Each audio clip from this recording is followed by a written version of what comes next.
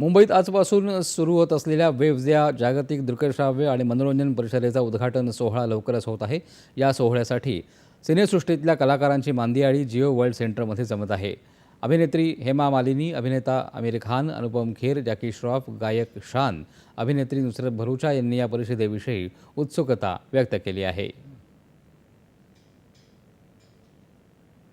ऐतिहासिक मूवमेंट है हिंदुस्तान के लिए, भारत के लिए कल्चरल तरीके से, कल्चरल पॉइंट ऑफ व्यू से ये जो 4 दिन का आयोजन है प्रधानमंत्री का, ये जो उन्होंने इनिशिएटिव लिया है government of India information and broadcasting, आज उसका इनॉग्रेशन है. ये बहुत बड़ी बात होने वाली है. बहुत खुश हूँ मैं यहाँ. वेव्स के बारे में यही बोलूंगा कि इतना अच्छा अपॉर्चुनिटी है हिंदुस्तान अपने मुंबई ने दिया है और हमारे प्राइम मिनिस्टर साहब ने ऑर्गेनाइज किया है. I think it's a great opportunity for the world to unite.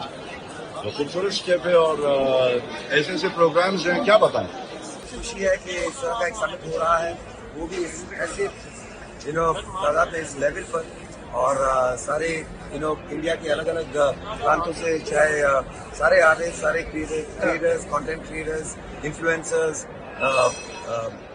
Actors, singers सब यहाँ मौजूद है. So we very excited. हमारी मीडिया और हमारी सिनेमा बहुत ज़्यादा पावरफुल है, और जब आपके पास ऐसी पावर होती है तो एक रिस्पॉन्सिबिलिटी भी होती है. And I think that's what वेव्स is going to stand for. It's power and responsibility to impact and influence audiences for the positive and bring about changes and let them experience everything that we have to say through entertainment.